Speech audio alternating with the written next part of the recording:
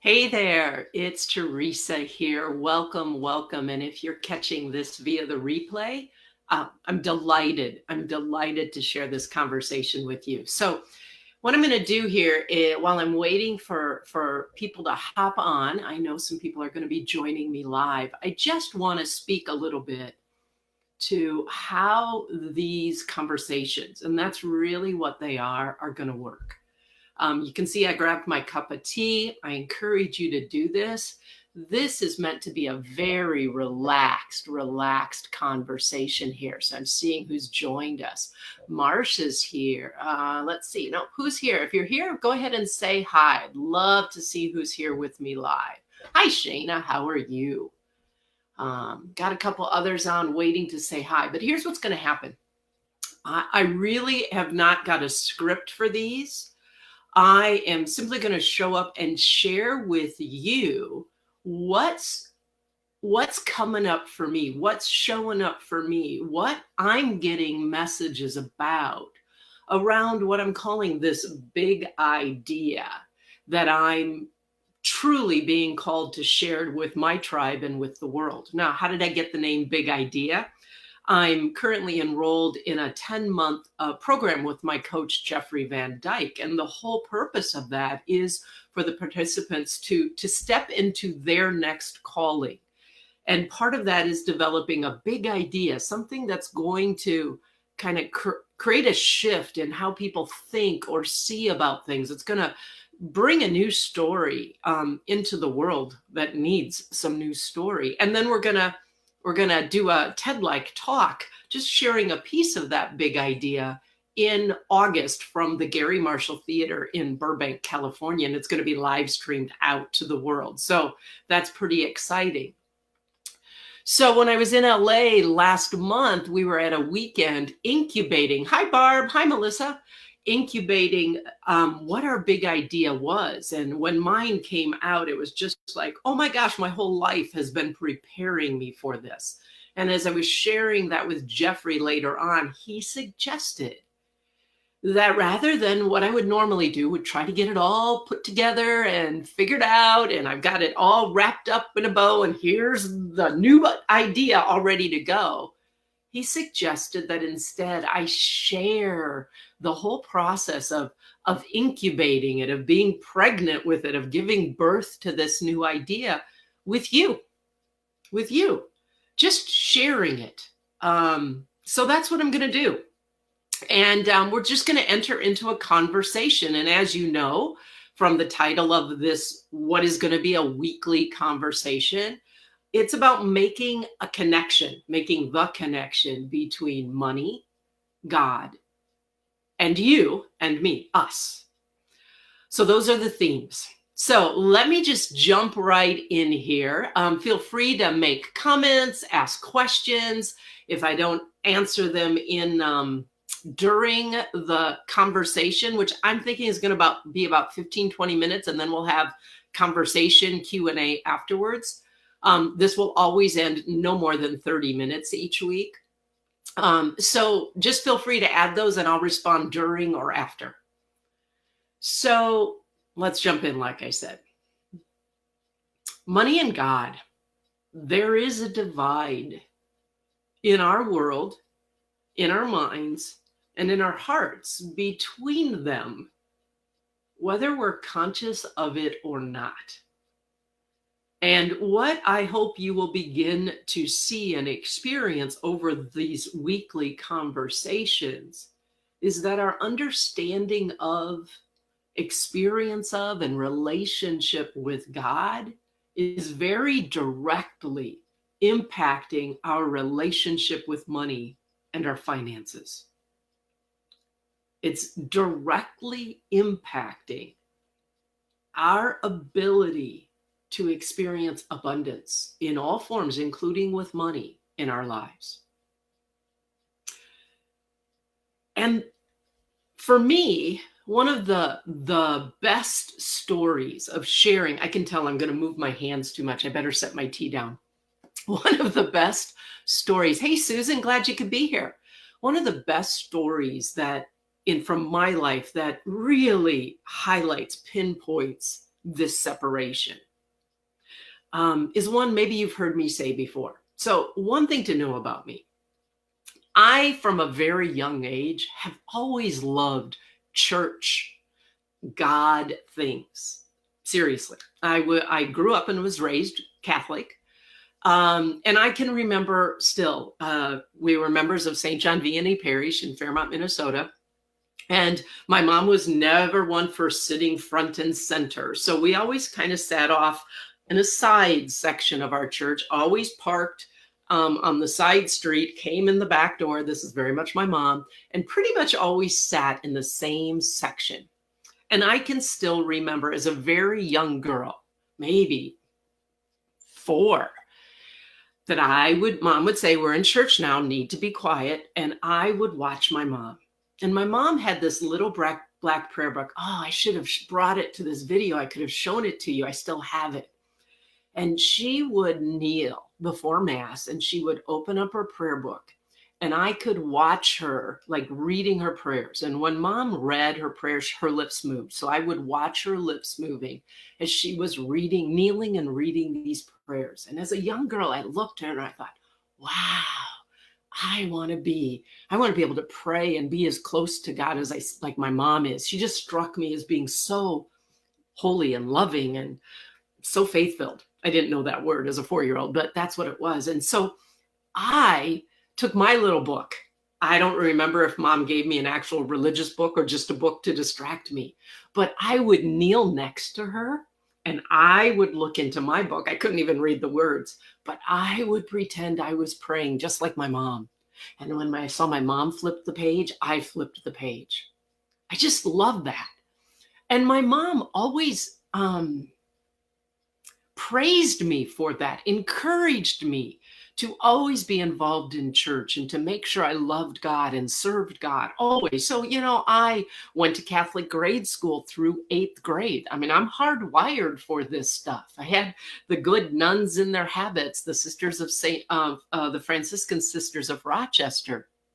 In high school, I was a good reader and a song leader, so I would lecture at Mass, and I started the high school youth group in our parish, and always my mom encouraged me in this.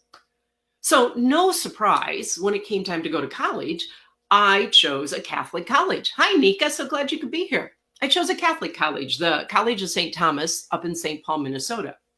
Now, this is something that came to me this morning. I didn't grow up being asked the question, what do you want to be when you grow up? Or what would you like to do with your life? Or even the question, which is kind of ironic, what do you think God is calling you to?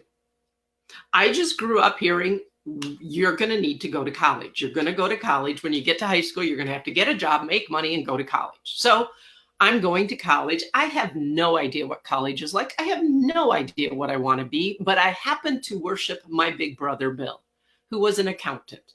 So I decided I was going to be like Bill. I was going to be an accountant. So I went to St. Thomas to become an accountant.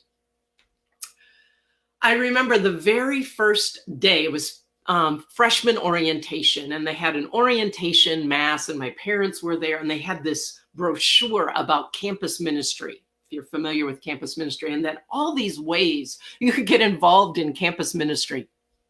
And it was like a 4 or 5 page booklet. And I literally checked off everything that you could be involved in, saying I wanted to be involved in it. The only thing I didn't check off was playing a guitar or piano or some other musical instrument at Mass because I didn't know how to play them. Otherwise, I would have checked those off too.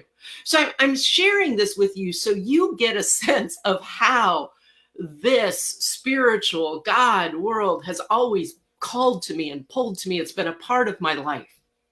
Now, because it was a Catholic college, freshmen were required to take in their freshman year a class called Introduction to Theology. I took my class fall semester, first semester. Father John Riley was my teacher. And he said in the beginning, this is going to you won't get it. You won't get it. It's going to feel confusing, but just stick with it. And in a couple of weeks, I guarantee the light bulb will come on. And he was right. We were talking about God and theology and the meaning of things. And it was like, oh, not only did the light bulb come on, my heart lit up. So much so that I don't want to be an accountant. I want to do something with theology. I want to be a theology major and do work for the church or ministry. Now, I didn't go home until Thanksgiving. So I'm coming home from Thanksgiving all excited to share with my mom that I'm not going to be an accounting major. I'm going to be a theology major. And given how I've always been encouraged in all of my church things, I just assumed she would be excited for me and proud. So I come home, it's Thanksgiving weekend, and I go, "Hey, Mom, I've got great news. I'm not going to be an accounting major. I'm going to be a theology major and work for the church and serve God." Oh, no, no, no, no, no, no, no, no, no, no, Teresa. No, no, no, don't say that, Teresa. Don't say that. Why? Because, Teresa, you need to make money when you get out of college. You need to get a job and make money because you're going to have student loans that you have to pay off. So you just keep focusing on that accounting, that business thing. And I'm like, well, can I be a theology major and still make money? Can I serve God and work for the church and still make money? And my mom just said, please, please, please. You just stick with business because you need to make money. Can y'all hear the message that I was getting there? You can't serve God, love God, follow God, and make money. And here's the other thing. In the messaging that I was getting quite strongly, making money was more important. Yes, Shana, my mom wanted me to get a real job. And from that point on, guess what? I graduated with a business major. Couldn't disappoint my mom. I also could have graduated with the equivalent of a theology major. It's just that I didn't want to take one of the required ones. So I had more than enough theology credits. So I still was trying to do the and. But I got a job in the corporate world to make money. And from that point on, and now I can look back, I always didn't even realize it, but they were separate. I was still always involved with church stuff. But then there was my job, and that was about making money. And the two didn't go together. Now, they started to go together in recent years. They began to go together 22 years ago when I started Access Abundance, just kind of. And I'll share more about that going forward. But I just want you to hear from my story how we can have the simplest things have us think that money and God don't go together. They don't go together. That money, we've gotten messages. The people that I work with, most of them have grown up in a Judaic-Christian traditional church. They may not be religious anymore. They may have left the church. They don't agree with the church, yet they consider themselves spiritual. I say that those people, they kind of have their religion of origin issues. You know how we have family of origin issues? Well, a lot of people that I know have religion of origin issues, and it messes up their ability to connect God and money. It messes up their ability to truly experience abundance. Because if you think of God and money as separate, what shows up in that separation, even if you're not aware of it, is fear and scarcity. And that fear can show up between God and money around, we never make enough money. That's scary. We're drowning in debt. Been there. That's scary. We're working our butts off to make money, struggling and still never getting ahead. That's scary. Or, you know what? We actually make a lot of money, but no matter how much we make, somehow it's all gone. What's never enough. And that can be scary too.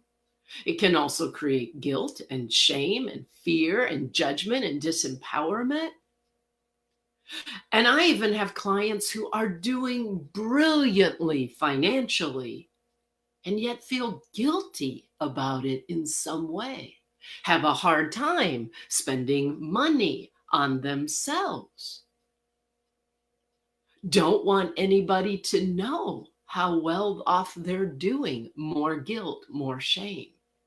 And what I'm going to invite you to at least to begin to consider is all of that pain around money comes from a not even conscious, but a subconscious experience or understanding of God as separate from money, and even going deeper, as separate from us. Now, I'm clear intellectually, you probably don't believe this. I didn't either. But of late, as I've had to get honest and look at what has happened for me around money, debt, bankruptcy, former corporate world, six-figure income, but still never had much extra, I had to begin to see there is a divide. And in that divide, there is fear. And then fear just has us do really crazy things that create more fear and pressure and shame and judgment. I wrote this down this morning. It just came to me. So it's really brand new.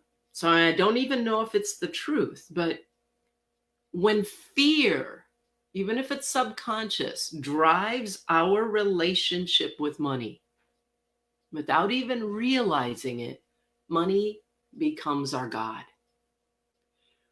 When I was out in LA, this is where I'm going to wrap. When I was out in LA for that Big Idea Incubator weekend, I also had the privilege of having a VIP day with Jeffrey.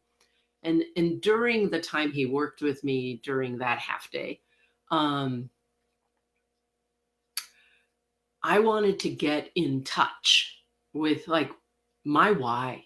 Why have I been a business and a theology major and trained as a spiritual director and will just be finishing 4 years as a faith formation director in our local parish, and yet am being called to this business that I've called Access Abundance, which I always knew had something to do with God? Like, what's my why? And Jeffrey took me through a pretty intense process of listening and checking with my heart. And finally he said, okay, now, why are you here? Why are you here? Your body knows. It's simple.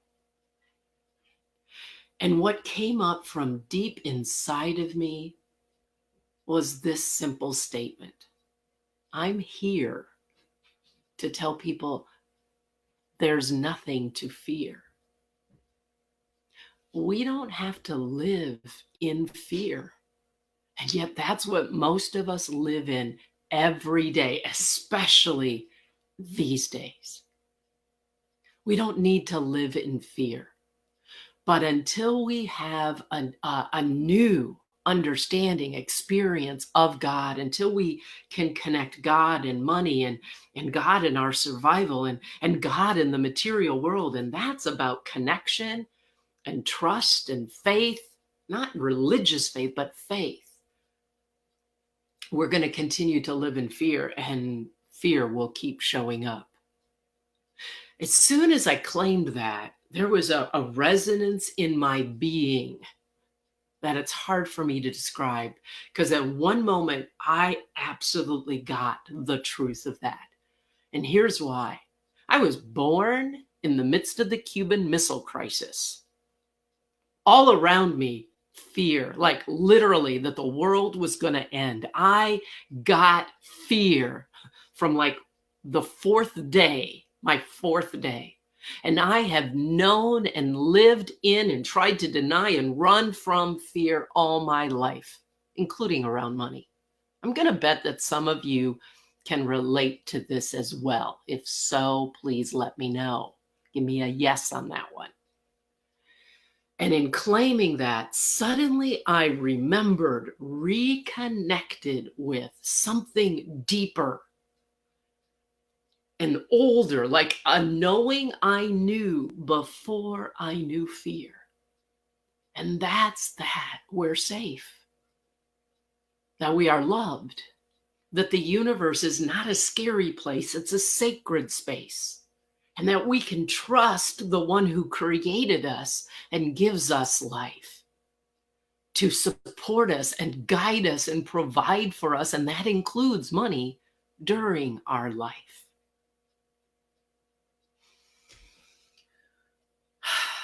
So, my friends, that's about the 20-minute mark. That's just my shooting from what's coming up right now. This is the invitation I have for you, the journey I invite you to share with me of digging into what seems like two different worlds, money and God, and making a connection of being able to step into an experience of God and ourselves where it's not rooted in fear. So that instead of scarcity and not enough being our primary experience in the world, we can truly, truly understand and know, experience, and trust in abundance. And that includes with money. So I invite you to join me every week, Wednesday, 10:30. I have no idea what I'll be sharing. I'm just going to be sharing things that may come to me, sharing something I'm reading that I get as part of this conversation, sharing some of my own stories, sharing some of my client stories with their permission, of course. Just inviting you to relook at, to think, explore a different understanding of yourself, your God, whatever name you use for that, and your relationship with money. Again, it will be every Wednesday, 10:30. I think we're going to have a new link every week, so just check the Facebook page for that. So I'm going to grab my tea now. Whew. Let me just see some of the comments that I've got here. I've got Melissa saying, oh yeah, when fear drives our relationship with money, money becomes our God. Oh, look at that cool little techie thing there that I could actually show that on the screen. Isn't that kind of fun? Thank you, Melissa, for that. Shayna's going, yep, rings true for me. Anything driven by fear never ends well. And you know what? Here's the thing. Here's the thing for me and my tribe, and maybe you, it's like fear is such a given that we're not even aware we're in it. It's like we're a fish in the ocean. We're not really even aware of the water and the ocean. We're just in it. And I think for many of us, that's true about fear. It's such a deep default that we almost can't imagine life without it.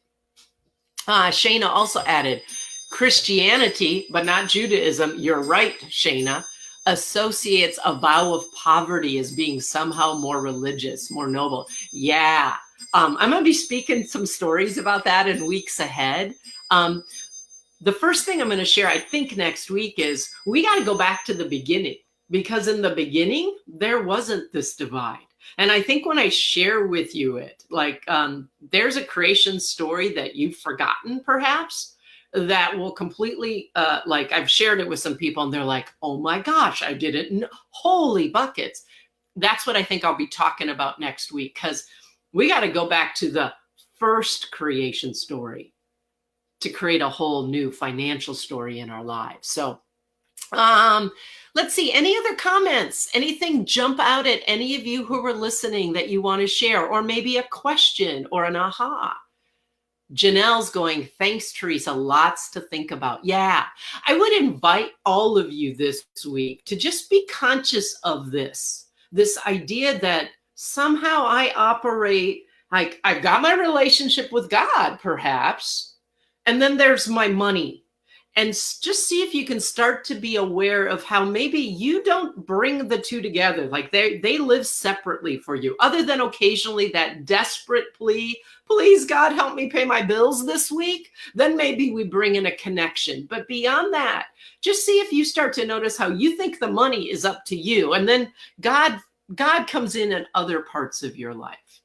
Just kind of pay attention to that. I think you might be surprised. I know I have been.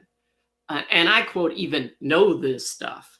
But it's one thing to know it, it's another thing to live it, and it's another thing to experience or truly know and embody it. Let's see. Any other comments or questions? Susan, beautiful. Thank you so much. Thanks for being here. Susie's here. Nika's here. Barb's here. Let's see. Just checking one last time. Any comments? I'm going to sip a cup of my tea before it gets cold. All righty. I think that's it. Again, I invite you to join me again here next Wednesday when I'm going to start talking. We're going to get into it. This was just kind of the warm up. We're setting the context. Now we're going to start to get into some stuff. And I know for me, it's just like, oh, wow. And this is cool. And oh my gosh, this is the missing piece. That's what I want to begin sharing with you that I'm discovering next week. So thanks again for being here. I don't see any other comments coming in. So blessings on your day. And I'll see you hopefully next week, Wednesday, same time, same place. And if you feel prompted to share this video with anyone, of course, please do. The more we can invite to be part of this conversation, the more that's going to support you, but it's also going to support me in giving birth to this big idea, this message that I've been being prepared to give all my life. Thanks so much for being here. Love you all. Bye.